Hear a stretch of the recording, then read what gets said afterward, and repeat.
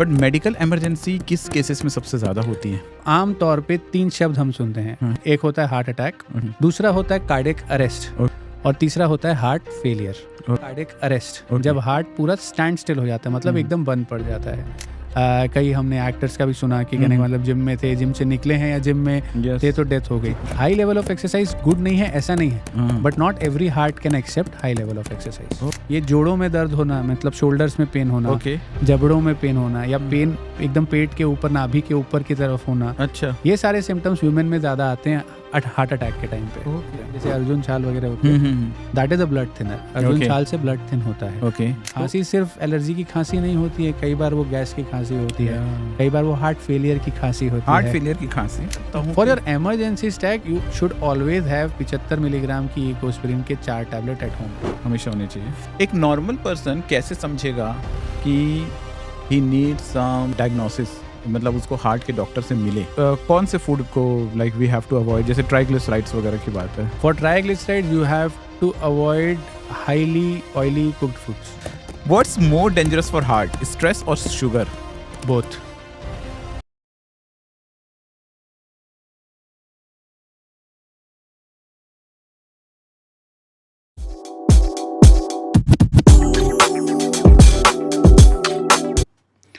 नमस्कार दोस्तों, इंस्पायरो 10x के इस नेक्स्ट पॉडकास्ट में आपका बहुत बहुत स्वागत है। और आज मैं बहुत एक्साइटेड हूँ क्योंकि मैं उस टॉपिक को कवर करने जा रहा हूँ जो इंडिया का सबसे टॉप मोस्ट हेल्थ कंसर्न है। I am talking about heart problem and to address this मेरे पास एक बहुत जाने माने शहर के कार्डियोलॉजिस्ट हैं, doctor Nikhil Motiramani sir. Doctor Nikhil sir, welcome to this podcast. And sir, आज हम लोग हार्ट प्रॉब्लम्स को लेकर बात करेंगे, हम उसको कैसे प्रिवेंट कर सकते हैं, और अगर कोई उस प्रॉब्लम में आया है so what are the best approaches, उन सब चीज़ों के बारे में डिटेल से बात करने की कोशिश करेंगे। Thank you Sagar ji, and thank you to all the team कि मेरे को आज ये मौका मिल रहा है कि मैं और अवेयरनेस इस हार्ट प्रॉब्लम्स के लिए मैं बाकी लोगों से शेयर करूं। Yes sir. So sir, to start this, ये हार्ट प्रॉब्लम की जैसे हम हार्ट प्रॉब्लम मतलब हम हार्ट अटैक से जानते हैं जी। A common man always consider that a heart problem is a heart attack. बिल्कुल। इज इट ट्रू कि इसके और भी पर्सपेक्टिव हैं? बहुत सारे पर्सपेक्टिव हैं। अगर हम हार्ट देखें तो हार्ट बनता है एक मसल से। मसल के अंदर नसें होती हैं और इलेक्ट्रिक सिस्टम होता है। तो क्योंकि हमारे हार्ट को बीट करना है तो इलेक्ट्रिसिटी ज़रूरी है, हार्ट को पंप करना है तो उसे खून ज़रूरी है, उसे ऑक्सीजन ज़रूरी है। तो ये सारी मोडालिटीज़ इकट्ठे तो हो नहीं सकती। तो अगर हम मसल की बीमारियां देखें तो उसे हम कार्डियोमायोपैथीज बोलते हैं।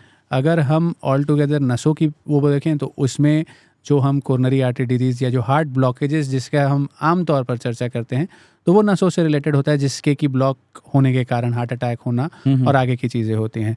और अगर हम इलेक्ट्रिसिटी की प्रॉब्लम देखें तो हृदय गति बढ़ना, हृदय गति कम हो जाना, हार्ट रुक जाना, कार्डियक अरेस्ट हो जाना, ये इलेक्ट्रिकल प्रॉब्लम्स होते हैं। अब ये तो हो गया हार्ट का एक मेजर। इसके अंदर हमारे हार्ट वॉल्व्स होते हैं। हार्ट के अराउंड एक झिल्ली जैसे हार्ट को रखने के लिए पेरिकार्डियम करके हम बोलते हैं, वो होती है। तो उसकी बीमारियां, वॉल्व की बीमारियां, तो ये सब चीज़ें मिला के इतनी सारी हार्ट बीमारियों से हम वो रहते हैं। वॉल्व्स में लीक होना, वॉल्व्स का सिकुड़ जाना, वॉल्व्स में इन्फेक्शन हो जाना, सेम चीज़ पेरिकार्डियम जो झिल्ली है उसका इन्फेक्शन हो जाना, उसमें पानी भर जाना। तो काफ़ी सारी हार्ट प्रॉब्लम्स हैं जिनको हम देखते हैं और इन्हीं के बीच में हम हार्ट हेल्थ को रेगुलर रखने की कोशिश करते हैं।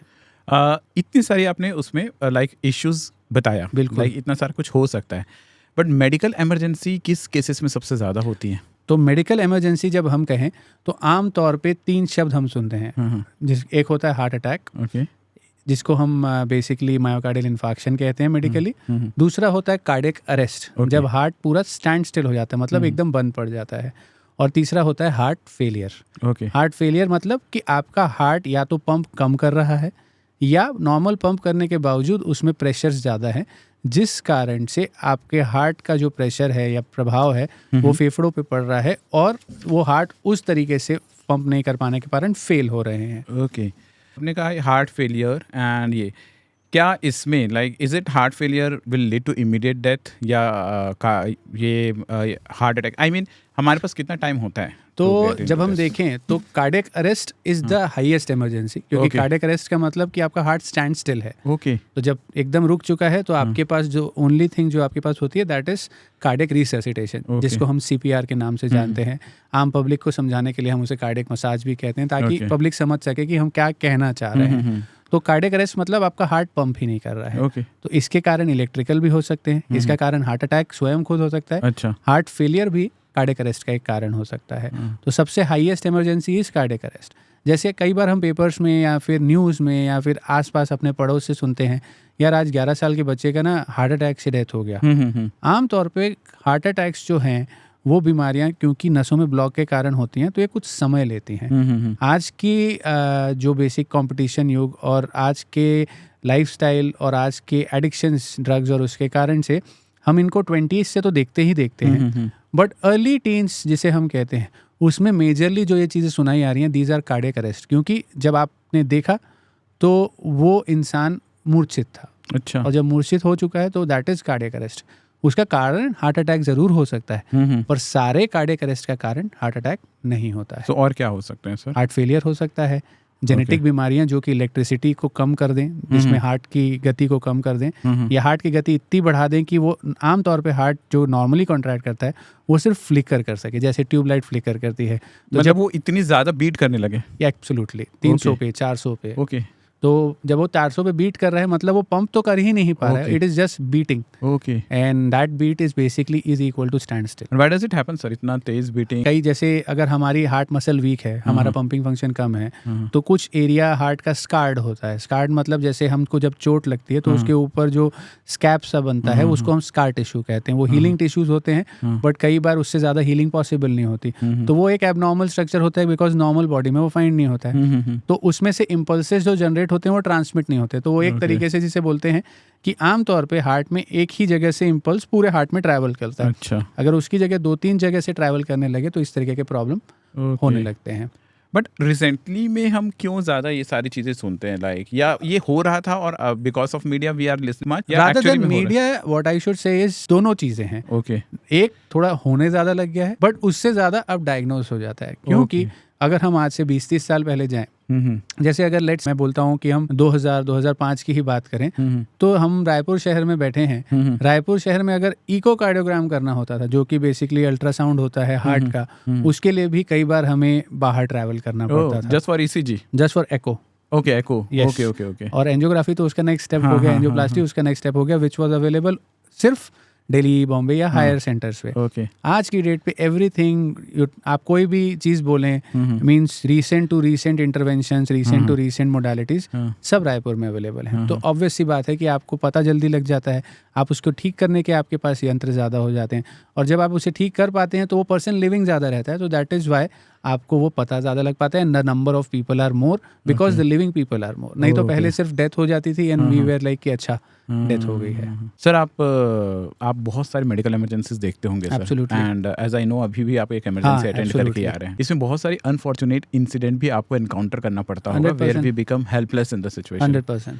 सर कोई एक ऐसा केस आपके दिमाग में आता है क्या which actually change your perspective toward your profession और टुवर्ड्स द लाइफ और something like this, which might have shook you to the core और something like this? Is it like this? ऐसा कुछ है? In terms of perception of changing towards profession, अगर देखें तो मेरा प्रोफेशन में जाने का रीज़न ही was my life changing moment और rather than life thinking moment.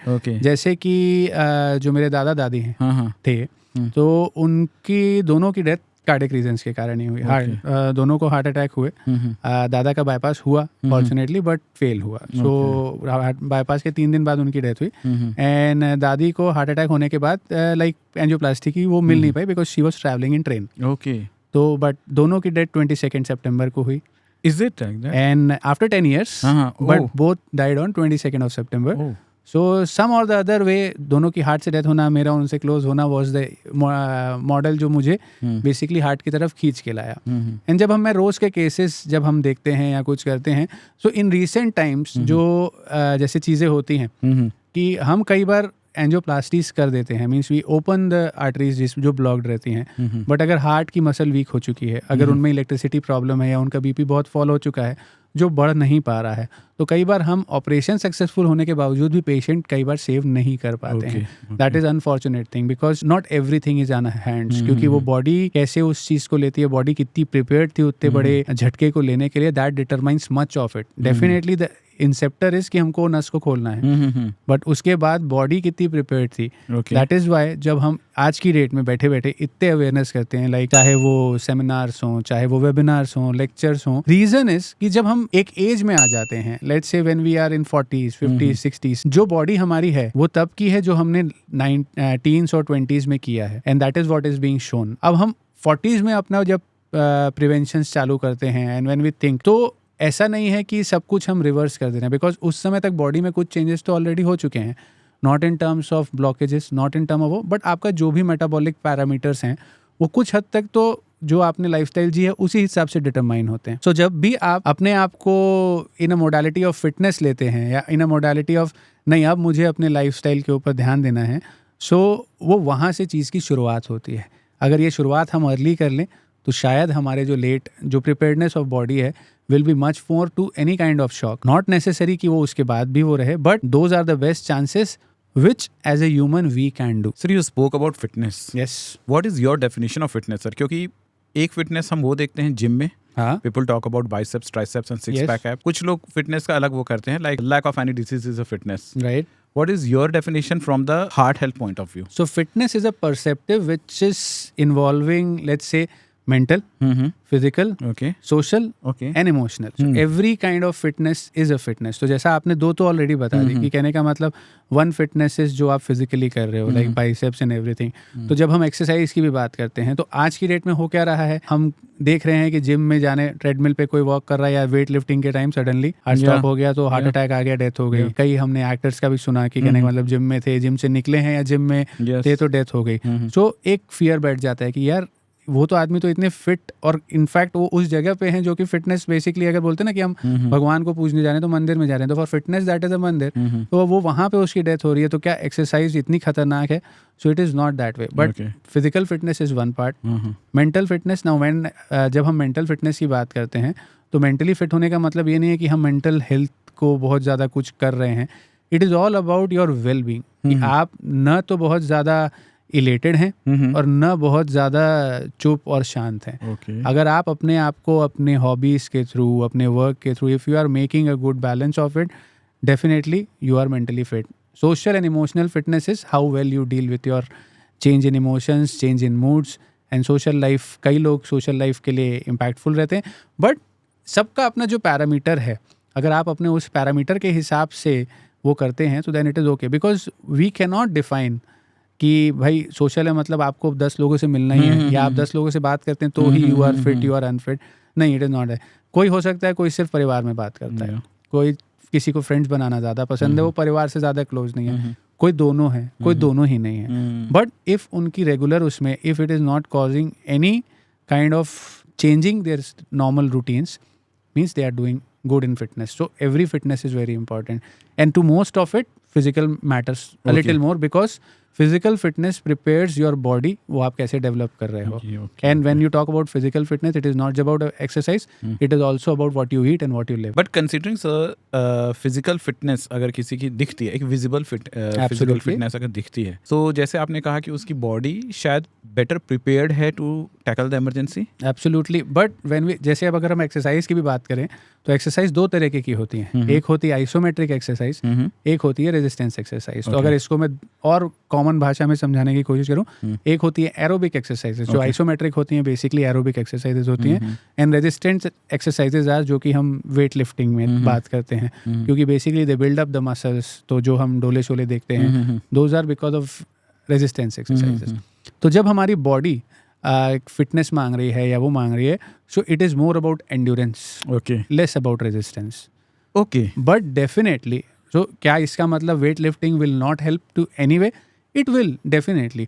But जितनी भी रिसर्चेज अभी तक एक्सरसाइजेज में हुई है medically, it has been shown कि aerobic exercises do much more good towards health and aerobic plus resistance. Is there is any data like, या फिर रिसर्च हुआ होगा सर कि like someone who is involve more into cardio, Yeah. like aerobic exercise you just said, their survival chance was better than someone who was Researches जब हुई हैं तो it is not about morely survival. okay. When they see your parameters in terms of your functionality, your heart functions, your regular body functions, BMRs and everything. Okay. तो उसमें basically ये पाया गया है कि aerobic या aerobic plus resistance exercises do better than only resistance exercise. Okay. So that is why always resistance मतलब weightlifting should be mixed with some kind of aerobic activity.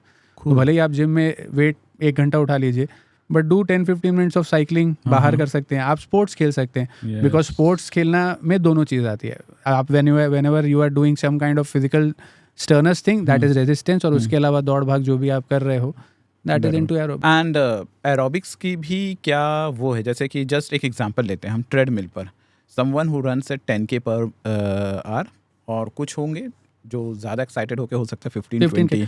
So at the end it is not about what speed you are running, it is not about आप कितना देर run करते हो.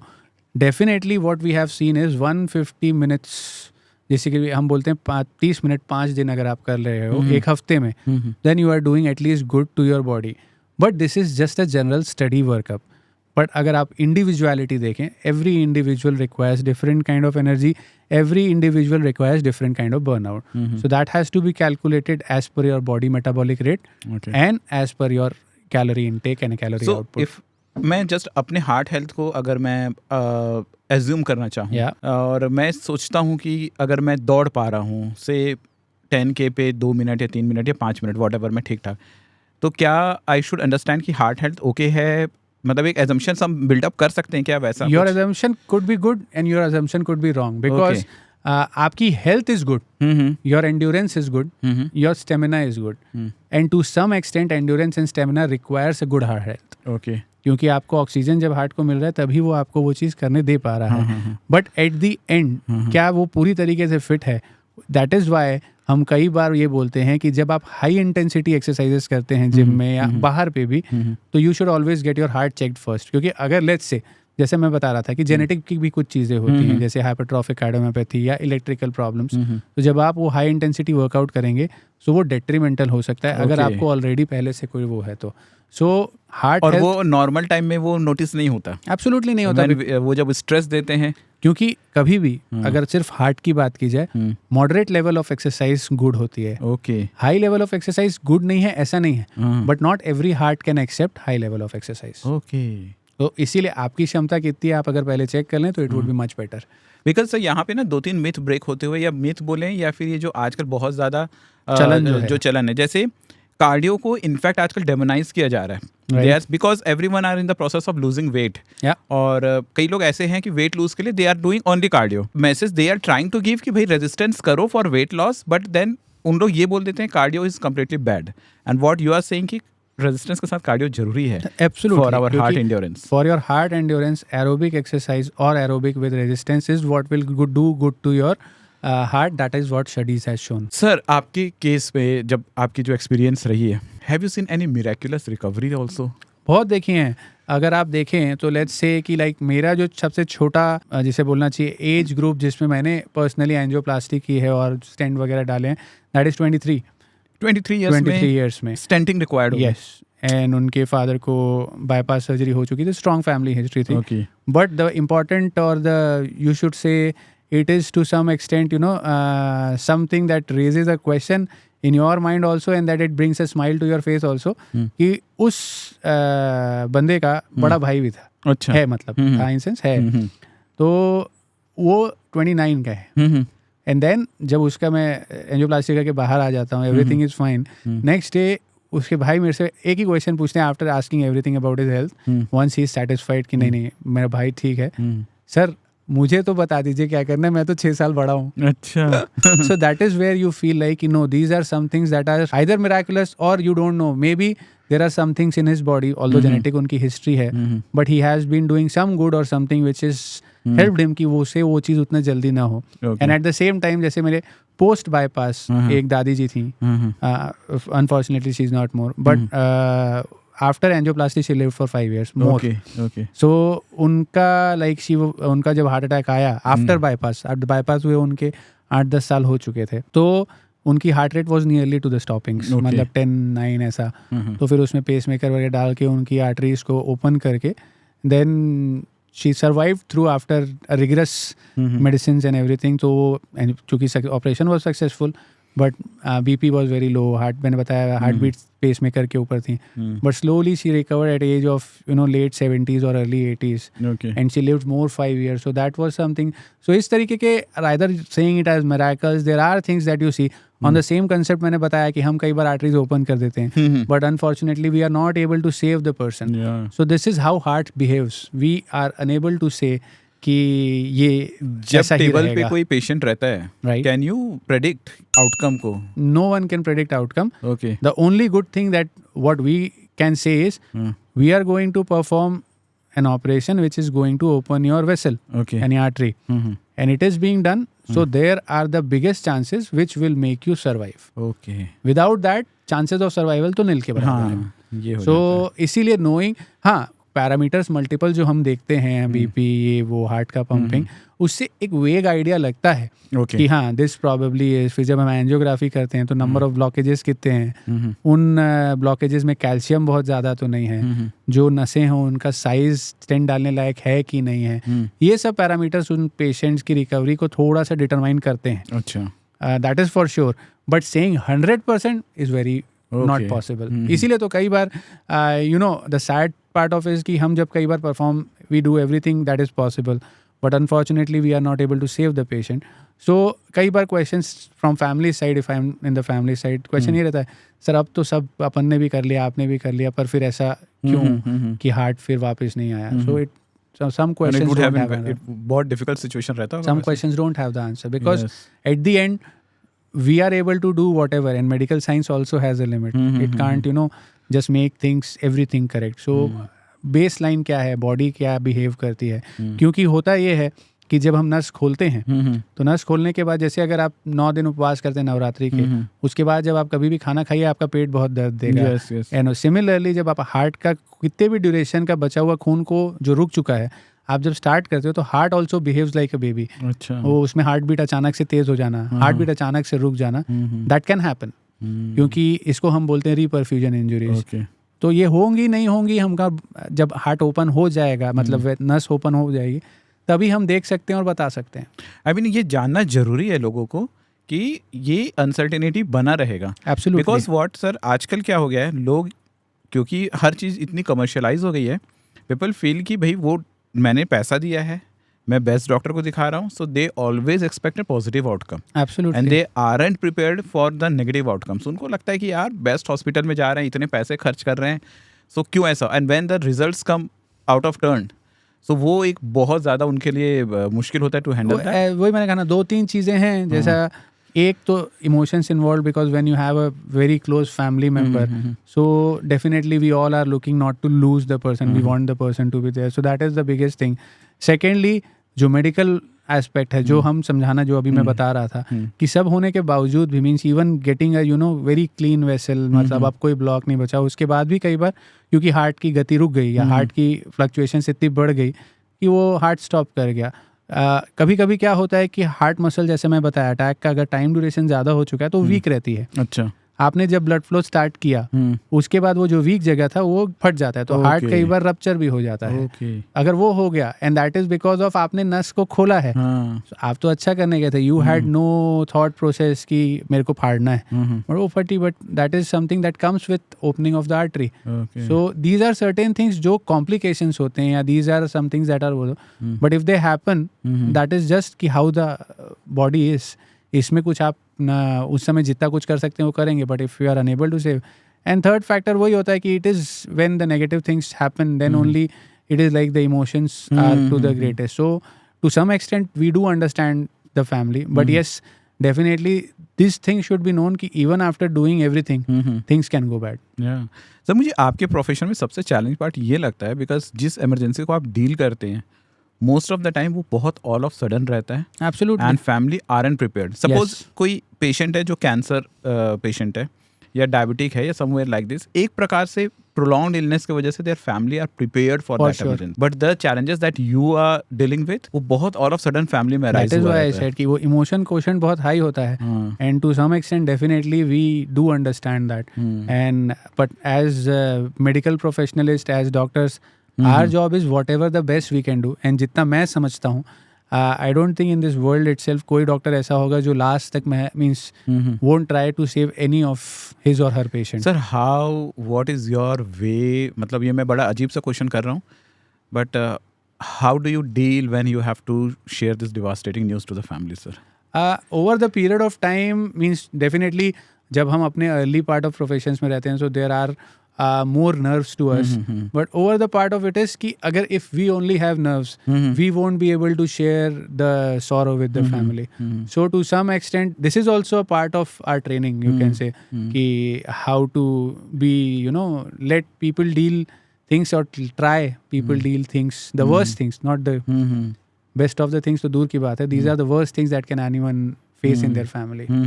So to some or the other way, it's more like we consider them as a part of family only. That is the reason we can share the news. Otherwise तो हम नहीं कर पाएंगे. Sir, angioplasty होती है एक.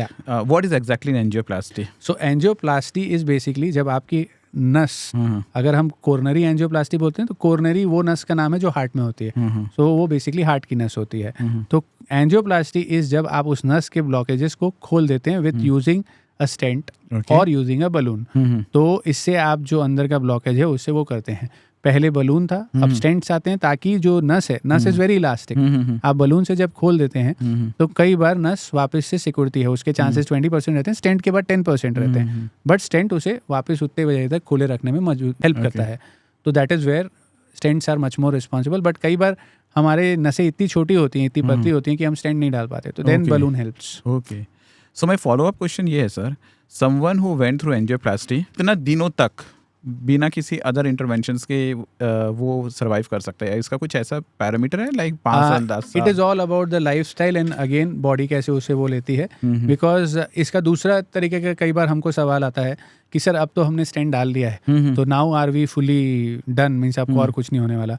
सो हमने stent डाला है क्योंकि उस जगह पे ब्लॉकेज था. जब नॉर्मल नस में ब्लॉकेज बन सकता है तो स्टेंट में ब्लॉकेज बन सकता है, या फिर उस नस के या दूसरी नस के, हार्ट की जो 4 नसें रहती हैं उनमें कहीं और ब्लॉकेज बन सकता है. सो हमने तो एक हिस्से को ट्रीट किया है. हमने जो प्रॉब्लम थी जिस कारण वो ब्लॉक बना था उसको जड़ से ठीक नहीं किया है. एंड वो क्यों बना था उसके ऊपर काम करने से हमारी length of process of stent being good या हम फर्दर इंटरवेंशंस की ज़रूरत ना पड़े इज डिटरमाइंड. तो उसके लिए आपको, अगर आपको शुगर है तो शुगर कंट्रोल करिए, आपको बीपी है बीपी कंट्रोल करिए. Again move down to those lifestyle habits which are good, जो हम पहले से फॉलो नहीं कर रहे थे. बट एट द एंड अगर आपको स्टेंट लगा है सो पहले 2 साल तक थोड़ी ज़्यादा, but after that limit of दवा रहती हैं खासकर खून पतला करने की, वो आपको लाइफ लॉन्ग खानी है. Okay, and can they resume like जैसे एक normal cardio activity? 100% they can. If their heart is pumping good, okay, they can do every activity which they were doing before angioplasty. अगर heart weak हो चुका है then definitely कुछ हद तक restrictions of activities आते हैं, क्योंकि heart pumping के हिसाब से हम activities decide करते हैं. But अगर heart pumping is normal जैसे पहली थी, सिर्फ हमने arteries खोली हैं, so after a period of 15 to 20 days they can restore their everything what they were doing. Okay. एक नॉर्मल पर्सन कैसे समझेगा कि ही नीड सम डायग्नोसिस, मतलब उसको हार्ट के डॉक्टर से मिले? Like is there is any silent signals और something like this? The best point in here will be, अगर आप कुछ एक्टिविटी करते हैं, what ever activity, let's say एक साइकिलिस्ट है, लेट्स से कोई मॉर्निंग वॉक्स या रनिंग्स करते हैं, तो उन लोग के लिए ही सिग्नल्स मिलते हैं मोस्ट ऑफ द टाइम. जैसे I will talk about a doctor, he is a good badminton player. Okay. Means उनकी एक्टिव प्लेयर मतलब ही लाइक्स प्लेइंग बैडमिंटन. एक हफ्ते से उनको वो आराम से 6 गेम्स खेलते थे. 2 गेम के बाद थकान होने लगती थी और 4 गेम से ज़्यादा वो नहीं खेल पा रहे थे. ऐसी चेकअप के लिए आ गए. Okay. एंड चेकअप में TMT came out to be positive, angiography कराई, 90% ब्लॉक, स्टेंट लगवाया. सो ये सिग्नल उन्हें मिल गया बिकॉज वो एक्टिव थे कि उनको थकान और थोड़ी सी सांस फूल रही थी, उनको अंडरस्टैंड हो गया। बट जैसा मैंने कहा कि वो 2-2.5 गेम फिर भी आराम से खेल पा रहे थे। अगर जिसकी एक्टिविटी नहीं है, वो 2-2.5 गेम की जितनी एनर्जी लगती है उनके पास तो उतनी ही एनर्जी है, तो वो सिग्नल्स आप तक कभी पहुंचते ही नहीं है। क्योंकि जो हार्ट के सिग्नल्स रहते हैं, जल्दी थकान लगना, छोटे कामों में सांस फूल जाना, छाती में भारीपन आ जाना, पसीना जल्दी आ जाना, या हार्ट रेट बहुत बढ़ जाना, ये सारी जो प्रॉब्लम्स हैं ये तब बड़े इजीली पता लगती हैं जब आप कोई एक्टिविटी कर रहे हो। तो नहीं तो फिर ऑल ऑफ अ सडन। तो अभी क्या था उनके साथ एडवांटेज, उनका हार्ट पंपिंग वाज गुड जो हमने चेक की थी। अब उनका स्टेंट जरूर लग गया है, बट उनका हार्ट पंपिंग इज सेव्ड, उनकी मसल कहीं कोई इंज्योर नहीं हुई है। And now he is playing his badminton as usual. 6 game अब भी खेलते हैं। Is that? Yes. So he is hale and hearty, अपनी जिंदगी वापस वैसे ही जी रहे हैं। सो इट इज़ लाइक कि कोई भी प्रोफेशनल आप कहीं पे भी हों, whatever you are doing, जब तक आप एक ह्यूमन हैं, एक इंसान हैं, तो आप में भी आर्टरीज हैं। And if you are doing any activities, it is going to build up your metabolism, it is going to build up capacity of body to understand your metabolism। और जो डिपोजिशन होता है कोलेस्ट्रॉल का, and cholesterol का deposit होने के बाद उसमें चेंजेस होते हैं, ऑक्सीडेशन वगैरह, जिस कारण वो बैड कोलेस्ट्रॉल वो परत टूटने पे अटैक लाता है। अच्छा। ये सब नहीं होगा। एक तो यहाँ पर ये क्लियर होता है दैट यस, अभी आपने बताया कि दीज आर द सिग्नल्स और like this could be the basically active persons हैं, उनको ज्यादा अच्छे से क्लियर समझ में। बट अदरवाइज ऑल्सो जो हार्ट के सिम्टम्स आते हैं आपके नॉर्मल लाइफ में, सांस फूलना जल्दी नॉर्मल एक्टिविटीज में, छाती में दर्द होना, छाती के साथ साथ कभी कभी दर्द जबड़ों में हो जाना, हाथों में रेडिएट करना, जैसे आपने सुना होगा लेफ्ट हैंड में हार्ट का पेन ज़्यादा रेडिएट करता है, बट कभी कभी राइट में भी कर सकता है। लेफ्ट इज मच मोर वो, बट राइट में भी करता है। तो ये चक्कर आना, पसीना काम करने से आना, ये सारे हार्ट के। अच्छा, मैंने ऐसा भी सुना है कि ये जो राइट और लेफ्ट हैंड है वीमेन में अलग रहता है, ऐसा कुछ है क्या? विमेन के सिम्टम्स ही कई बार अलग होते हैं। यानी विमेन में एटिपिकल सिम्टम्स, जैसे टिपिकल सिम्टम्स हम बात कर लिए, ये जोड़ों में दर्द होना, मतलब शोल्डर्स में पेन होना, जबड़ों में पेन होना, या पेन एकदम पेट के ऊपर, नाभि के ऊपर की तरफ होना। अच्छा। ये सारे सिम्टम्स विमेन में ज्यादा आते हैं हार्ट अटैक के टाइम पे। Okay, why is so? मतलब atypical symptoms, it is just the makeup and those nervous system जिस हिसाब से डीलिंग होती है। विमेन के साथ साथ एल्डरलीज में भी ऐसा होता है। अच्छा अच्छा। मींस 60+ में हमने देखा है कि जो एटिपिकल सिम्टम्स हैं वो ज़्यादा महसूस होते हैं। हम लोग बहुत जगह सुनते हैं रिवर्स योर हार्ट ब्लॉकेज, ये प्रैक्टिकली पॉसिबल है सर? हमने तो जितना देखा है आज तक, एटलीस्ट इन माय प्रैक्टिस, कोई ब्लॉकेज को रिवर्स होते तो नहीं देखा है। अच्छा। कहते हैं कि कुछ कुछ ऐसे ड्रिंक्स पियोगे so your blockage could be till date nothing has been there जो ब्लॉक को रिवर्स कर दे, एटलीस्ट टिल डेट। मेडिकली तो मैंने पढ़ा भी नहीं है और अभी तक अपने उसमें देखा भी नहीं। सो समवन जिसका 70% ब्लॉक हो गया है, या so it will remain like that only? Absolutely. वो जो भी हम जैसे, तो उस पर कई बार हमारे पेशेंट्स का क्वेश्चन आता है, सर फिर आप जो दवाइयाँ दे रहे हैं हमें, उससे हमको फ़ायदा भी है, बट जब हमें ब्लॉक हटना नहीं है तो हम ये दवा क्यों ले रहे हैं? द रीज़न इज़ कि अब ये ब्लॉकेज बना है क्योंकि वहाँ कोलेस्ट्रॉल डिपॉजिट हुआ है और आपकी बॉडी में जो मेटाबॉलिज्म चेंजेस हुए हैं, ऑक्सीडेशन वगैरह वो हुए हैं। अगर हम ये दवाइयाँ खून पतला करने की और वो कोलेस्ट्रॉल की सतह को रोकने की नहीं देंगे, तो हो सकता है वो जो प्रोग्रेशन है ब्लॉक का और बहुत तेज़ी से बढ़ जाए। तो वो कब किस एंगल पे वो हो जाए आपको पता भी नहीं लगेगा। हमको किस % तक पता ही नहीं चलता कि द थिंग। कई बार इवन 100% ब्लॉकेजेस नहीं पता लगते। वो जब हम TMT करते हैं, TMT में ECG चेंजेस हम देखते हैं, फिर एंजियोग्राफी के लिए देते हैं, तो पता लगता है कि 100% ब्लॉक है। So it is again the reason is कि हमारी बॉडी का जो मेकअप है, यानी जो मायोकार्डियल रिजर्व बोलते हैं, जो एक्सरसाइजिंग पीपल हैं या एक्टिव पीपल रहे, तो उनकी जो छोटी छोटी कैपिलरीज या छोटे छोटे वो कई बार ब्लॉकेजेस के बाद ओपन हो जाती हैं। अच्छा। सो वो उतना ब्लड तो नहीं दे पाती जितनी 3 मिलीमीटर की उनकी नॉर्मल नस दे पाती है, बट एटलीस्ट वो उनको सिम्टम्स दिलाने तक का रिलीफ रखती है। ओके, तो अनदर रीजन कि हमें फिटनेस एब्सोल्युटली रहना चाहिए। Absolutely, and this should start as early as possible, because यही आप जो बिल्डअप कर लो ये आपके फर्दर एज में हेल्प करता है। आपके करियर में सर अभी like when you are looking to this, क्या चेंजेस आ रहा है? लाइक इज इट कि अब यंग लोग ज़्यादा आ रहे हैं आपके clinic? 100% means over the last I should say 5 to 7 years there has been a dramatic change कि पहले हम सिर्फ एल्डरली से ज़्यादा वो रहते थे। अब 2 चीज़ हो गई हैं। एक तो काफ़ी यंग लोग देखने मिल जाते हैं विथ अटैक्स एंड हमको उनका ट्रीटमेंट करना पड़ता है। Number 2, high level of BP eight young age, ये बहुत ज़्यादा बढ़ गया है। probably to some extent main 2 चीज़ें रिस्पॉन्सिबल हैं. One is addiction, second is increased competition, जिस कारण से आपके लाइफस्टाइल पे भी असर पड़ता है, आपका स्ट्रेस भी बढ़ जाता है, and probably the routine of sleeping and awakening gets disturb. तो इस वजह से बहुत जल्दी आपको मीन्स इवन यंग 20s में हम देख रहे हैं कि जो पीपल हैं वो बीपी के पेशेंट बन गए हैं. इसके साथ साथ जो दूसरी चीज़ हुई है कि अब हम 85 ईयर के लोगों की भी एंजियोप्लास्टी कर रहे हैं. So life expectancy has increased. कि अगर पहले 2 स्टेंट लगे थे तो कई बार वो हो गया. तो टू सम एक्सटेंट कुछ हद तक जो लाइफ एक्सपेक्टेंसी है, नॉट एवरीवन बट ये है. पहले तो कई बार हम लोग सुनते भी नहीं थे, मतलब 75 तो नहीं कुछ नहीं, बट नाउ हम 80s में एंजियोप्लास्टी भी कर रहे हैं.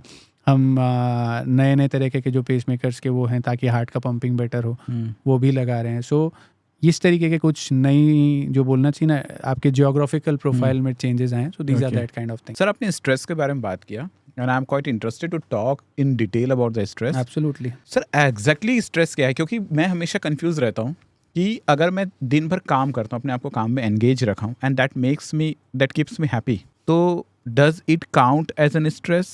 If it is keeping you happy, it is not counting on your as a stress. But just with the happiness, if it is not allowing your body to do its regular function, okay, then definitely it will count in stress today or tomorrow. Can you please explain? So अगर आपका functioning ऐसा है कि आप काम करने में हैं या फिर you are not feeling any abnormalities and you are considering कि नहीं यार मेरा तो सब ठीक चल रहा है, so yes probably mental stress आपका नहीं है, बट फिजिकल स्ट्रेस ना आपने लिया ना अपनी बॉडी को दिया. So whenever the body is going to get a little bit of physical activity is going to go under stress. So stress can be mental and can be physical also. Sir, मैं ना कुछ समय पहले I was going under bit of like personal emotional issues से जा रहा था. Absolutely. So I was exercising, मतलब मैं एक फिटनेस रेजिम फॉलो करता हूँ. कुछ समय से मैंने अपने डाइट वगैरह को भी वो किया हुआ था, बट उस समय मुझे वो इमोशनल जो ओवरलोड था वो इतना ज़्यादा ओवरलोड था. आई ऑलवेज फील, मुझे ऐसा लगता था कि my heart is on stress और समथिंग. एब्सोल्युटली. एक एड्रेनालिन रश और ये सब चीज़ें हैं. Does this actually impact the overall 100% well-being? It does. That is why कि mental stress is very important. जैसे मैंने कहा मेंटल स्ट्रेस भी होता है, फिजिकल स्ट्रेस भी होता है. तो when we are emotionally overloaded with any kind of emotions और we are unable to carry out, because कई बार इमोशंस आर extra works. कई बार emotions are whatever problems people are facing, whatever XYZ things are going inside the minds. कई बार stress वो होता है. तो इसमें क्या होता है, जो हमारा नर्वस सिस्टम है इट इज़ हाइपर एक्टिव. उस कारण दिल की गति बहुत तेज़ी से एकदम ऐसे पैल्पिटेशंस हो रहे हैं, हार्ट बीट लग रहा है, पसीना आया जा रहा है, सांस लेने में तकलीफ हो रही है, हर बार लंबी सांस खींचनी पड़ती है, बिकॉज ये जो एड्रेनलिन ही होता है, एक्चुअली इट इज़ एड्रेनलिन, इसका सिक्रीशन बढ़ जाता है. ओके. तो ये इसका काम क्या होता है, ये सांस नली को थोड़ा सिकोड़ता है, ये नसों को थोड़ा सिकोड़ता है. तो आपका ब्लड फ्लो कहीं ना कहीं कॉम्प्रोमाइज़ होता है. बट अगर आपकी नसें वेल टू डू हैं, आपकी कैपिलरीज ओपन है, so it doesn't affects everyone. But let's say किसी का 90% ब्लॉक था, उसकी जो ब्लॉक की सतह टूट गई because of that adrenaline rush. तो अब उसके ऊपर बैठ जाएंगे जो खून के कण हैं और वो 100% हो जाएगा और उस पेशेंट उसको अटैक आ जाएगा. So sometimes stress can act as the second hit. Sometimes it is what makes, कि कई बार हमने देखा है कि वो नसों को काफ़ी कंस्ट्रिक्ट कर देता है. दैट इज़ वाई हम लोग ये बोलते हैं प्रॉपर नींद भी होना चाहिए and we should be able to deal with stress. क्योंकि आज की लाइफ में living in the competitive age, because why we say it as competitive age, because every one is some और the way competing with something, maybe himself or herself or the existing societal environment. Yes. So इस competitive as में sedentary activities बढ़ गई, मतलब desk jobs पे ही आ गए हैं. So physical activity बंद हो गई है एंड सम और the other way emotions and जो हमारे नॉर्मल रिदम्स हैं स्लीप और अवेकनिंग के, ये काफ़ी ज़्यादा डिस्टर्ब हुए हैं. तो सर, जब मैं वो इमोशनल ओवरलोड से जब गुजर रहा था, so what I decided to seek an psychological help. Absolutely. मैंने एक प्रोफेशनल से कंसल्ट किया and she help me in both aspect. Like उन्होंने साइकोलॉजिकली मेरे को काउंसल किया, दैट गिव मी रिलीफ, और थोड़ी बहुत मेडिसिन वगैरह को भी उन्होंने किया. मैंने लेकिन एक चीज़ नोट किया कि जब ये बात मैंने कुछ अपने क्लोज फैमिली मेम्बर्स और कुछ फ्रेंड्स को बताया, दे वर लाफिंग. पागल के डॉक्टर के पास आप गए थे क्या, like that. That is one of the reasons why still psychiatry or psychology, both of the fields go run parallelly. These are two different fields but they run together. So ये अभी भी कुछ हद तक because of this you can say taboo, you can say myth, अभी भी कुछ हद तक unexplored हैं. But अगर हम आज की डेट पे देखें तो if everyone tries to talk to them they will find out you know very minor issues but issues in like let's say at least 40% of people in which anxiety is the biggest one. Yes sir, क्योंकि मुझे ऐसा लगा कि at least हमें एक let out होने का समय जगह मिलता है. Absolutely. और वो जो प्रोफेशनल्स होते हैं they are not related to us in any ways, तो उनकी जो एडवाइस होगी वो बहुत प्रैक्टिकल एडवाइस होंगी. यही तो काम the reason is if you say counselling, जैसे अगर हम भी अपने हार्ट पेशेंट की कुछ बात करते हैं, we are doing counselling only but we are dealing with our matter. The reason why for that mental counselling why those people are assigned और व्हाई वी आल्सो ट्राई कि वो बात करें is the same reason which you said, because they are not at all connected to चाहे me और any other provider and the way they deal with it, the way they try to, जिसे बोलते हैं ना एक algorithm होता है, सो वो एक बोल के तो रिलीफ मिलता ही है but with that algorithm they understand things much more better. Personally I got lot of relief and personally I got a lot of direction also. और वो इतना चैलेंजिंग था कि मुझे ऐसा लगता था कि अगर मैं उस पर्टिकुलर सिचुएशन में और ज़्यादा दिन रहूँगा तो it may cause any medical emergencies, मतलब वो उस लेवल के स्ट्रेस होता है. प्रॉब्लम यही है कि in general population of not only India, probably everywhere, but to a little extent India में थोड़ा ज़्यादा, health takes the last step. Means अगर आप कहीं पे भी देखें टीवी बड़ा होना चाहिए, प्रोजेक्टर चाहिए, टीवी नहीं चाहिए, मोबाइल शुड बी गुड, हमारी रूटीन एक्टिविटीज़ में हमारी कार हुई, हमारी बाइक हुई, we should have a good bike. Means even in whatever range, means I am not talking means जो बंदा like those who are in XYZ bikes, not necessary they are looking for cars और they are looking for four vehicle cars और something, पर उनके हिसाब से भी अगर वो चीज़ें बेस्ट चाहते हैं बट वो हेल्थ में कभी भी बेस्ट चाहते हैं ऐसा सोचते भी नहीं सोचते. सो दैट इज़ वाई ये सारी चीज़ें are still a myth, still a taboo. एंड ये जो हम अवेयरनेस पे जितने भी काम कर रहे हैं दैट इज़ बिकॉज कि इलाज तो जब होगा या हम हेल्प तब कर पाएंगे जब ये चीज़ें पता होंगी. अगर पता ही नहीं होंगी तो जैसे आपने एक साइकोलॉजिकल वाला एस्पेक्ट बताया, सेम चीज़ अगर हम लोग अपने उसमें देखें तो till date angiography is considered कि नहीं, एक बार एंजियोग्राफी हो गई मतलब आपकी बॉडी की पूरी संरचना चेंज हो जाती है और ये हार्म हो जाता है. डेफिनेटली चूंकि एक सुई लग के आपके शरीर में हमको 30 to 40 ml डाई देना पड़ता है, तो किडनी के ऊपर इंजुरी या उसका रिस्क होता है but that counts to 0.5%. But अगर हम आपकी वो डायग्नोसिस करने के लिए करना चाह रहे हैं तो there is something which we feel is hidden inside. अगर हमको नहीं पता लगेगा सो एक तरफ 99.5 है, एक तरफ 0.5 है. तो वो मिथ्स की कहने का मतलब सारी संरचना पूरी चेंज कर देता है, उससे बॉडी को हार्म हो जाता है. We are still unable to cope with it and people are still in those myths. So सारे मिथ्स हैं एंड कंसिडरिंग हेल्थ ये मिथ्स और टैबूज बहुत ज़्यादा हैं. एक मिथ और है, दुबले पतले आदमी को हार्ट अटैक नहीं होगा. Again, is it a myth or is it a truth? Absolutely, it's a myth. Means to some extent it is, you know, opposite. कई बार उनको opposite. हाँ, the only reason is why because obesity यानी extra fat. Because कई बार हम सिर्फ OBCs की बात करते हैं बट अगर ओबेसिटी भी हम देखें तो उसके कई सारे वो होते हैं. जब हम नॉर्मल वेट से ऊपर की बात करते हैं तो एक होता है overweight and overweight के बाद आता है obesity. So even overweight is somewhere where we are in danger because आपका फैट कंटेंट ज़्यादा है. फैट क्या करता है, आपके जो नॉर्मल बॉडी में हार्मोन्स हैं स्पेसिफिकली इंसुलिन, उसके काम करने की क्षमता कम कर देता है. तो आप इंसुलिन रेजिस्टेंट स्टेट में आ जाते हो. इंसुलिन रेजिस्टेंट स्टेट होने के कारण आपका मेटाबॉलिज्म वीक होता है and there starts the problem. Sugar, BP, cholesterol ये सब उसके बाद आना चालू हो जाता है. So that is where you start losing your normal health and you start getting into the bigger tornado और बवंडर जिसको बोल रहे हैं अपन. तो वो वहाँ से चालू होती हैं ये सारी चीज़ें. अगर हम इसी चीज़ के ऊपर अपन काम कर लें तो हम वहाँ तक पहुँचेंगे ही नहीं. So that is where we are still stuck. So ये जो इसीलिए obesity is a very big risk factor. But considering thin pelt या ओबीस, अगर इसको देख के होता तो फिर सभी आदमी मोटा होना चाहते हैं. Why not? तो ऐसा नहीं है. इट इज़ जस्ट कि कहने का मतलब it is more about your hormonal status rather than your